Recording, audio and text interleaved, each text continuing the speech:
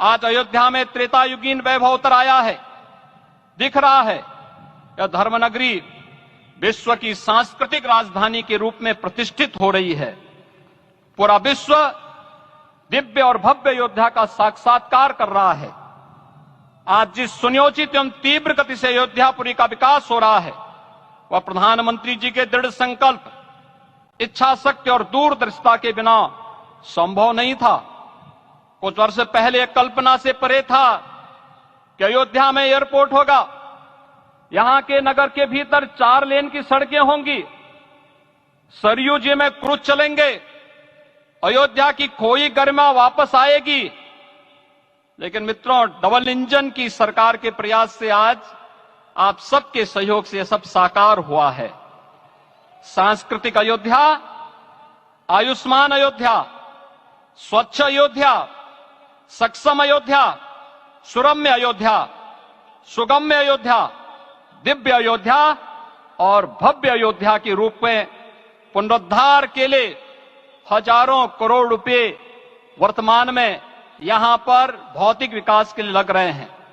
राम जी की पेड़ी, नया घाट, गुप्तार घाट, ब्रह्मकुंड, भरत कुंड, सूरज कुंड, विभिन्न कुंडों के कायाकल्प, संरक्षण, संचालन, रखरखाव के कार्य हो रहे हैं। रामायण परंपरा की कल्चरल मैपिंग कराई जा रही है। राम वनगमन पथ पर रामायण वीथिका का निर्माण हो रहा है।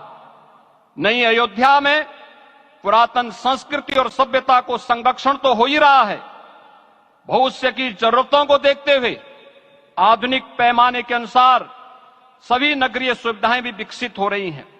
इस मोक्षदायिनी नगरी को आदरणीय प्रधानमंत्री जी की प्रेरणा से अब सोलर सिटी के रूप में भी विकसित किया जा रहा है। पूरी अयोध्या में विश्व के सनातन आस्थावानों, संतों, पर्यटकों, शोधार्थियों, जिज्ञासुओं के प्रमुख केंद्र के रूप में इसे बनाने की ओर से अग्रसर किया जा रहा है।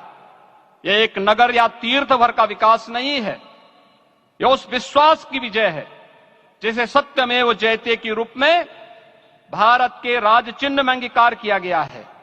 यह लोक आस्था और जन विश्वास का विजय है, भारत के गौरव की पुनर्प्रतिष्ठा है। अयोध्या का दिव्य दीपोत्सव नए भारत की सांस्कृतिक पहचान बन रहा है और श्री रामलला की प्राण प्रतिष्ठा का समारोह भारत की सांस्कृतिक अंतरात्मा को समरस की एक अभिव्यक्ति सिद्ध कर रहा है।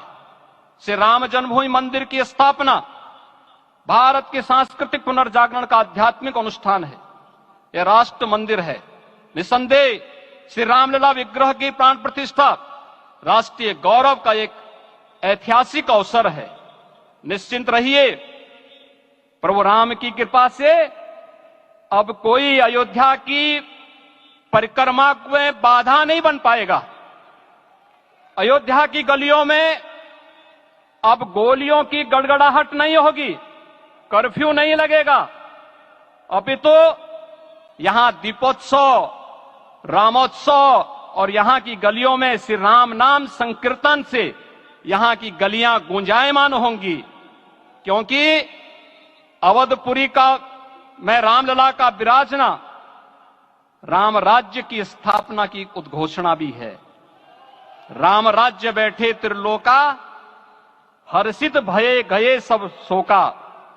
राम राज्य भेदभाव रहित समृद्ध समाज का द्योतक है और हमारे यशस्वी प्रधानमंत्री जी की नीतियों, विचारों और योजनाओं का आधार है।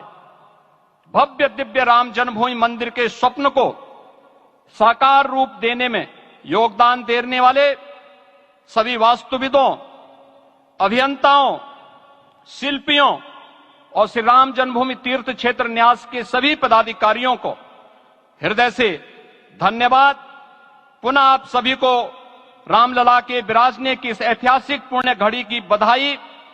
आदरणीय प्रधानमंत्री जी, आदरणीय सरसंघ चालक जी, माननीय राज्यपाल महोदया और आप सभी महानुभावों का मैं एक बार फिर से हृदय से स्वागत और अभिनंदन करते हुए हम सब जो संकल्प पूर्वजों ने लिया था उसकी सिद्धि की भी सभी को बधाई देते हुए प्रभु के चरणों में एक बार पुनः नमन करते हुए पूरे प्रदेश और देशवासियों को आज के इस रामोत्सव के अवसर पर कोटि कोटि बधाई और अभिनंदन देते हुए अपनी वाणी को विराम देता हूं।